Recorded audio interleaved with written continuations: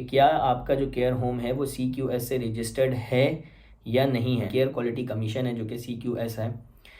जिससे अब रजिस्टर होना पड़ेगा। बिल्कुल रीसेंट जो डेवलपमेंट्स हुई हैं केयर होम के वीज़े के ऊपर, ख़ास तौर पे रिलेटेड टू डिपेंडेंट और फिर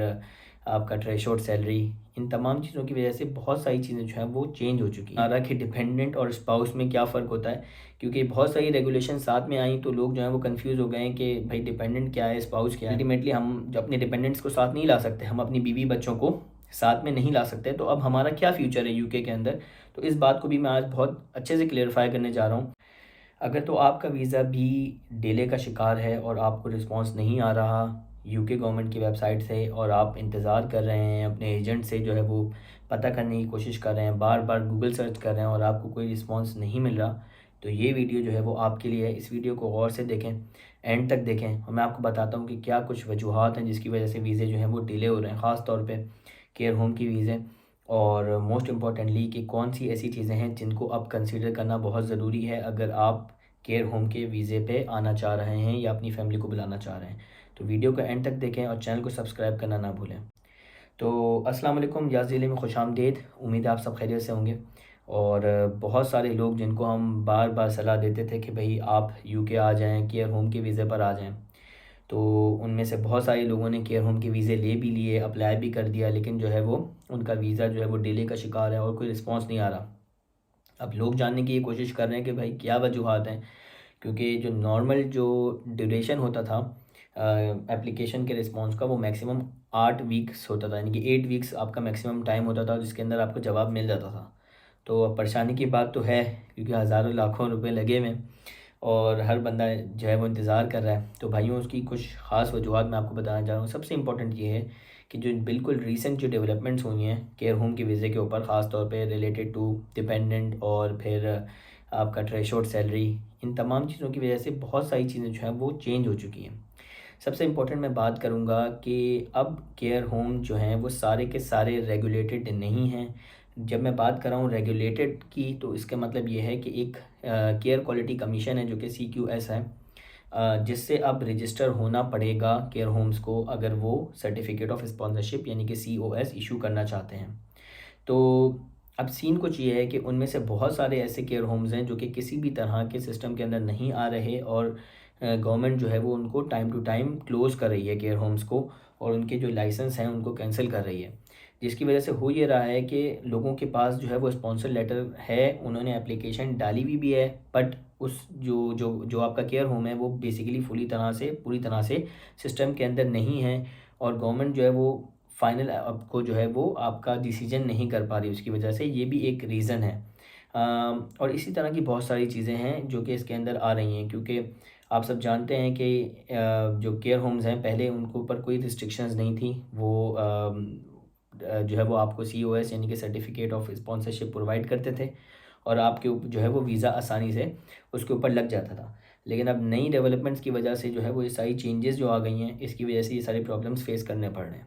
अच्छा, इसके अंदर सबसे इम्पोर्टेंट जो बात है वो ये है कि अब जो आप स्पॉन्सरशिप लेंगे किसी भी केयर होम से, तो आपका इस बात को जानना बहुत ज़रूरी है कि क्या आपका जो केयर होम है वो CQS से रजिस्टर्ड है या नहीं है। क्यों? क्योंकि अगर वो नहीं है और आपने पैसे भर दिए एजेंट को, सारी चीज़ें हो गई, और उसके बाद आपको जो है वो आपका COS मिल भी गया, लेकिन जो है वो जो डेट है जो गवर्नमेंट ने अनाउंस अब जो है कर दी है कि मिड ऑफ मार्च जो है वो इसकी आखिरी डेट है, तो उसके बाद अगर आप उस COS से को लेकर अगर आप अपना वीज़ा फ़ाइल करते भी हैं तो आपको रिजेक्शन ही मिलेगी, क्योंकि आपका जो केयर होम है वो CQS से रजिस्टर्ड नहीं है। तो इस बात को आपने मेक श्योर करना है। इस वीडियो के अंदर जो है मैं आपको, आप जाएँ मेरी डिस्क्रिप्शन के अंदर वीडियो की, उसमें मैंने आपको लिंक्स प्रोवाइड किए हैं। नंबर 1 जो लिंक है उसके अंदर सीधा आप जाकर ये पता कर सकते हैं कि आपका care home firstly tier 2 sponsorship के अंदर आ रहा है कि नहीं, यानी कि स्पॉन्सरशिप भी आप चेक कर सकते हैं। नंबर 2 एक और लिंक जो मैंने दिया है उसके थ्रू आप ये पता लगा सकते हैं कि आपका जो केयर होम है जिससे आप वीज़ा या स्पॉन्सरशिप हासिल कर रहे हैं वो CQS रजिस्टर्ड है या नहीं, और इसके साथ साथ वहाँ पर आपको उस केयर होम की रेटिंग्स भी मिलेंगी। तो गवर्नमेंट के रिमार्क्स होते हैं और उनकी रेटिंग्स होती हैं, उनके ऑडिट्स के हिसाब से जो भी उनके ऑडिट की फाइंडिंग्स होती हैं, जो उनके की अच्छी चीज़ें होती हैं, बुरी चीज़ें होती हैं, उनके बेस के ऊपर उनको रेटिंग्स दी जाती हैं। तो याद रहे कि इस रेटिंग का भी जो इम्पेक्ट है वो आपके वीज़ा के ऊपर आएगा, कि अगर आपका जो केयर होम है जिससे आपको स्पॉन्सरशिप मिली है उसकी रेटिंग ए है, इसका मतलब ये है कि वो नंबर 1 केयर होम है और वहाँ पर जो है वो हर तरह की जो है वो कॉम्प्लाइंस है, हर चीज़ अच्छे से चल रही है और गवर्नमेंट ने उसको बहुत अच्छी रेटिंग दी है। अगर आप इस स्पॉन्सर के ऊपर आप अपना वीज़ा फ़ाइल करेंगे तो फॉर श्योर सी बात है कि आपको फ़ौरन से आपका डिसीजन आ जाएगा और आपका पॉजिटिव डिसीजन भी आएगा। लेकिन इसके साथ साथ अगर आप देखते हैं कि कोई ऐसा केयर होम है जिसको गवर्नमेंट ने रिमार्क्स दिए हुए हैं कि जिसको इम्प्रूवमेंट की ज़रूरत है या उसकी प्रोफाइल बहुत बैड है, तो यू नेवर नो, हो सकता है कि आपका जो है वो वीज़ा रिजेक्ट हो जाए। तो इस बात का ख्याल रखना बहुत ज़रूरी है। तभी मैंने जो है वो अपनी डिस्क्रिप्शन में जो है वो लिंक प्रोवाइड किया है। काइंडली आप लोग जो हैं वो अपना स्पॉन्सरशिप लेने से पहले और पेमेंट करने से पहले वॉट जो भी आपका प्रोसेस है उससे पहले पहले आप इस चीज़ को मेक श्योर करें कि आपका केयर होम जो है वो एक तो CQS के अंदर रजिस्टर्ड है और नंबर 2 उसकी जो रेटिंग है और उसकी जो प्रोफाइल है वो अच्छी है। इसके साथ मैं बात करना चाहूँगा कुछ और इम्पोर्टेंट बातों के बारे में कि डिपेंडेंट को लेकर जो एक बहुत एक मसला जो है वो खड़ा हुआ है कि बेसिकली लोगों को ये समझ नहीं आ रहा कि डिपेंडेंट और स्पाउस में क्या फ़र्क होता है, क्योंकि बहुत सारी रेगुलेशन साथ में आई तो लोग जो हैं वो कंफ्यूज हो गए हैं कि भाई डिपेंडेंट क्या है, स्पाउस क्या है। तो देखें, बात कुछ ये है कि जो लोग यूके में ऑलरेडी सेटल्ड हैं, मतलब यहाँ के नेशनल हैं और यहाँ की रेजिडेंसी उनके पास मौजूद है, वो लोग जब पाकिस्तान में या किसी और मुल्क में शादी करते हैं तो उनके जो लोगों के जो वीज़े लगते हैं बेसिकली वो स्पाउस वीज़ा होते हैं। ठीक है, वो बेसिकली स्पाउस वीज़ा होता है और स्पाउस जो होता है वो उन लोगों को मिलता है जो कि यहाँ पर ऑलरेडी सेटल्ड हैं, वो अपने स्पाउस को बुलाते हैं। तो उनके लिए जो है वो रेगुलेशंस जो आई थी पिछले दिनों वो कुछ थी सैलरी थ्रेशोल्ड से रिलेटेड कि आपकी सैलरी जो है वो इतनी होनी चाहिए और इतनी होनी चाहिए, जो आपने सुनी होगी। अब मैं उस बात को यहाँ पर मिक्सअप नहीं करना चाहता क्योंकि हमारा टॉपिक जो है वो पूरा उसकी वजह से ऊपर नीचे हो जाएगा, तो उस बात को रहने देते हैं। और जो डिपेंडेंट होता है बेसिकली ये वो लोग होते हैं जिनके पास यहाँ पर टेम्परेरी रेजिडेंसी होती है, यानी कि लेट्स से जब आप अपने ये आपका जो आपको वीज़ा मिलेगा केयर होम का, उसके ऊपर जब आप यूके आएंगे बेसिकली, तो आपके पास एक टेम्परेरी रेजिडेंसी होगी और उस टेम्परेरी रेजिडेंसी के ऊपर जब आप अपना कोई अपने अपने बीवी बच्चों को बुलाना चाहेंगे तो ये जो बीवी बच्चे होंगे बेसिकली ये आपके डिपेंडेंट होंगे। ठीक है ना, तो ये बेसिकली फ़र्क है इन दो चीज़ों के अंदर। तो डिपेंडेंट के ऊपर जो है वो पाबंदी लगाई है गवर्नमेंट ने कि अगर आप आते हैं अपने केयर होम के वीज़े के ऊपर तो आप अपने डिपेंडेंट्स को नहीं ला सकते साथ में, और ये पाबंदी भी जो है वो मार्च के अंदर जो है इम्प्लीमेंट हो जाएगी और उसके बाद से आप नहीं लग सकते। और यही इसकी ख़ास वजह है कि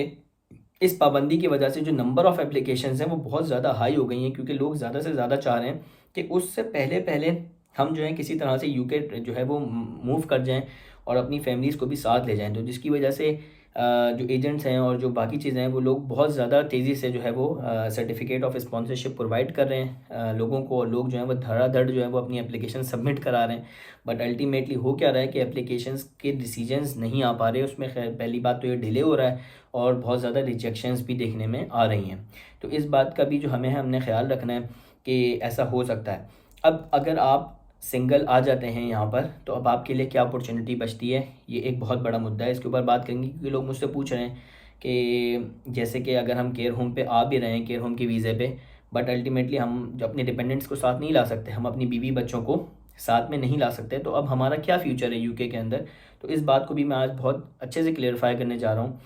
क्योंकि ये एक मेजर सवाल है लोगों का कि हम क्या अपना फ्यूचर हम यहाँ पर प्लान करें। तो भाइयों, बात यह है कि जब आप केयर होम के वीज़े पे यूके पे आएंगे तो आपको 5 साल का वीज़ा मिलेगा और यही बेसिक 5 ईयर्स हैं जिसके बाद आप एलिजिबल हो जाते हो इंडेफिनेट लीव टू रिमेन के लिए, यानी कि ILR के लिए आप एलिजिबल हो जाते हो।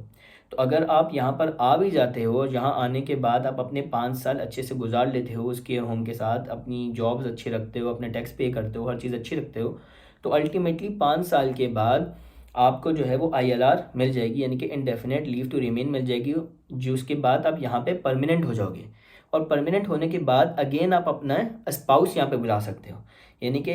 वही जो बात आपको मैं समझाने की कोशिश कर रहा था डिपेंडेंट और स्पाउस की, तो आप फिर एलिजिबल हो जाओगे स्पाउस बुलाने के लिए। उसके बाद आप अपनी बीवी को भी बुला सकते हो, अपने बच्चों को भी बुला सकते हो। तो लोग कहते हैं कि चलो ठीक है, अब हम इस 5 सालों में कैसे गुजारा करेंगे। तो भाइयों, आप दूसरे मुल्कों में भी जाकर दुबई में और सऊदीया में भी जाके इसी तरह नौकरी करते हो कि आप वहाँ पर काम करते हो, साल में आपको 1 महीने की छुट्टी मिलती है और आप पाकिस्तान जाके अपनी बीवी बच्चों से मिलते हो, तो अच्छे मुस्तकबिल के लिए, अच्छे फ्यूचर के लिए मैं रिकमेंड करता हूँ कि आप ऐसा कर सकते हो कि आपको यहाँ पर एक प्रॉपर 1 मंथ की पेड लीव मिलती है। तो आप वो छुट्टी लो, लेकर आप जो है वो अपने मुल्क जाओ, अपने बच्चों से मिलो, बीवी से मिलो और अपने साथ जो है वो मामलात करके आप वापसी आओ और यहाँ आकर अपने 5 साल सही तरीके से कंप्लीट करो ताकि आप यहाँ पर प्रॉपर सिटीज़न बन जाओ। जब एक दफ़ा आप यहाँ पर सिटीज़न बन जाओगे यहाँ के परमानेंट, तो उसके बाद आप अल्टीमेटली अपने स्पाउस को बुला सकते हो, ऑफिशियली बुला सकते हो और आपको कोई नहीं रोक सकता। तो ये बेसिकली रूट है, इसके अंदर कोई ऐसी दो बातें नहीं है, कोई मुश्किल बात नहीं है जो हमें समझ नहीं आ रही। तो ये कुछ चीज़ें थी जो कि मैं आपके साथ डिस्कस करना चाहता था और उम्मीद है कि इससे रिलेटेड और जो चीज़ें होंगी वो भी मैं आपके साथ शेयर करूँगा। तो कोई क्वेश्चन हो, कोई इससे रिलेटेड सवाल हो, आप मेरा कमेंट बॉक्स ओपन है, आप पूछ सकते हैं। और ज़्यादा इन्फॉर्मेशन जानने के लिए जो है वो मेरे चैनल को सब्सक्राइब कीजिए। मिलते हैं किसी और वीडियो में, अपना बहुत ख्याल रखिएगा। खुदा हाफ़िज़।